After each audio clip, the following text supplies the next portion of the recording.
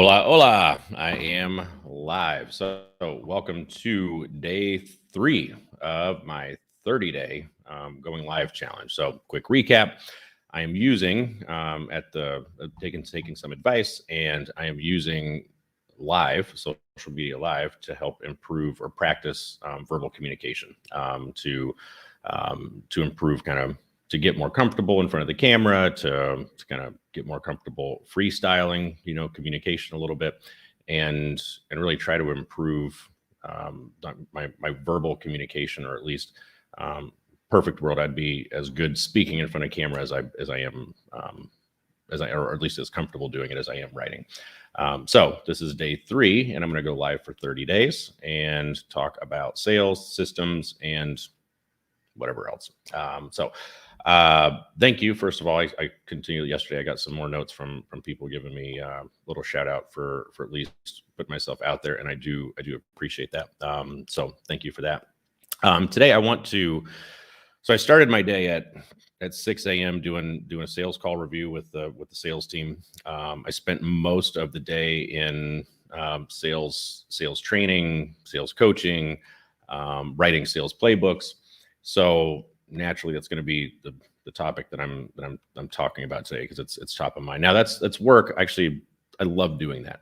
It's sales processes, sales techniques, and tactics is when I'm doing that kind of work. It's actually the kind of work that gives me energy, and that's why I love working with the high caliber sales team that I'm working with now. So I've had a really good day. I started the day though.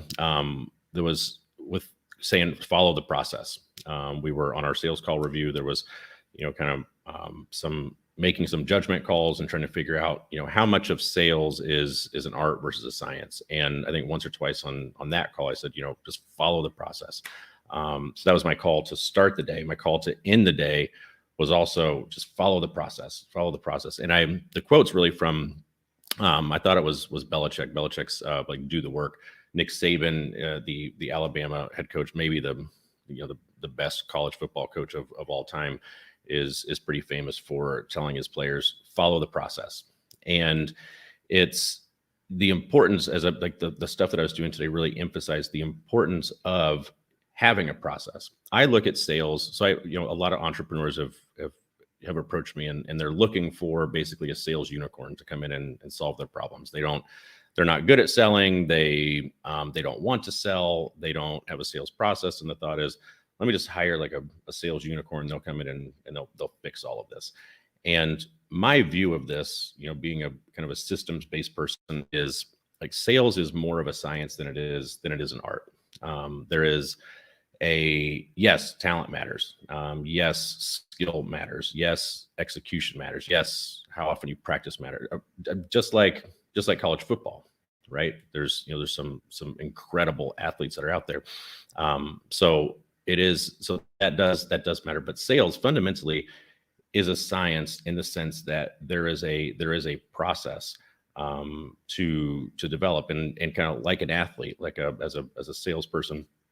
The real power is in having like a well-defined process that you've optimized, that you've iterated, that you've improved, so you it works, and then dropping a rock star into execute that process.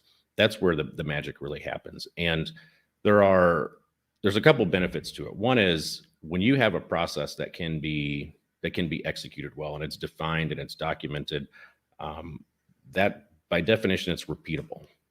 So you at least have a basic framework that you can repeat, and it doesn't make if you're relying on one person and you don't have a well-defined process, then you're relying on one person to just kind of wing it, and they just happen to be really good at it. But what happens if that person leaves? What happens if it's not necessarily an asset of the business, right? Like that leaves you, if you own the business and you're relying on one rock star person, you're kind of vulnerable. And I've seen it in businesses. I've seen it affect valuations and all kinds of things. So one part of it is having repeatability if you're the owner of the business or you're the entrepreneur. The other part is having the ability to, when you treat it like a science, you really actually, you have the ability to constantly improve it. And if it's not defined and it's not documented, and every time you hop on a sales call, you're doing something different, or you give up control of the sales call and you just let kind of the prospect guide the way, it makes it really difficult to measure success and figure out what's working, what isn't. Makes it really difficult to test introducing different variables. So when you have a really like a really well-defined process, what you can do, and I've seen some phenomenal salespeople do this very intentionally.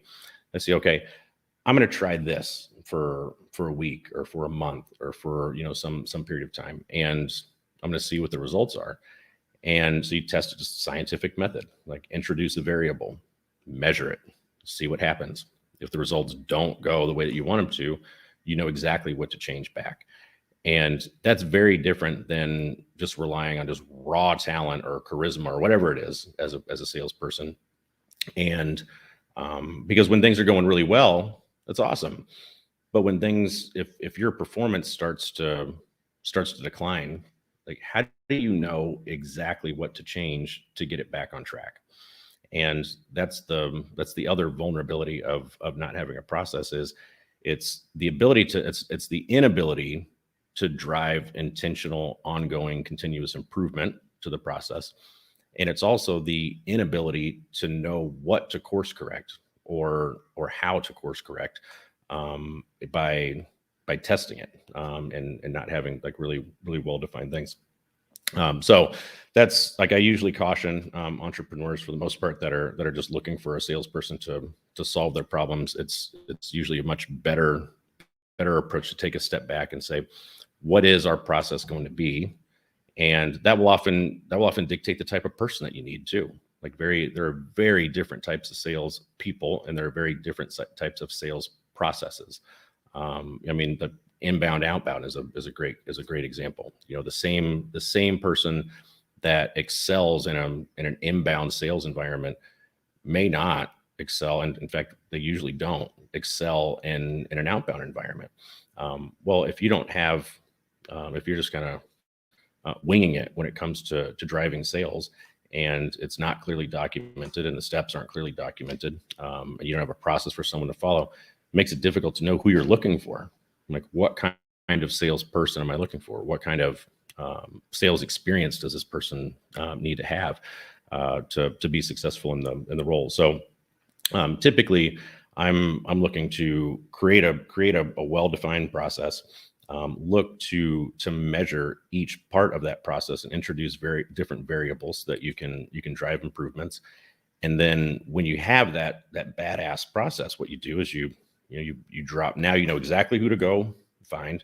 You drop a rock star into that process, and that's where the real magic happens. So that's kind of top of mind today in terms of sales and how to create more predictability, drive better performance, know what to improve and how to improve it.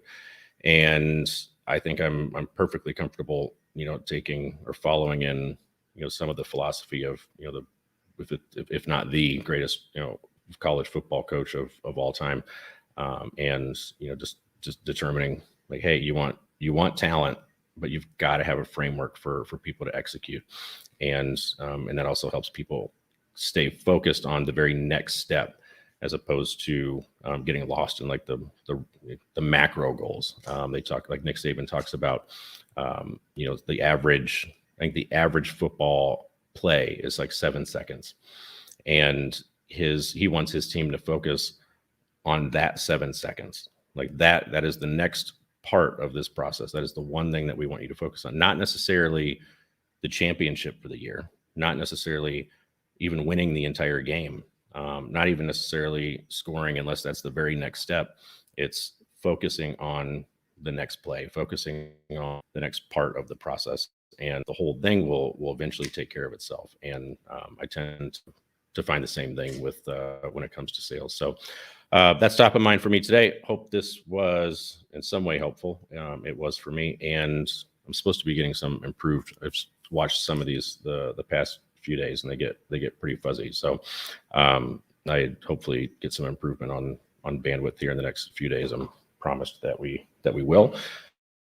We'll see if that. Otherwise, hope you can get something through the fuzziness. But I'll keep at it one way or another. So thanks for joining. Later.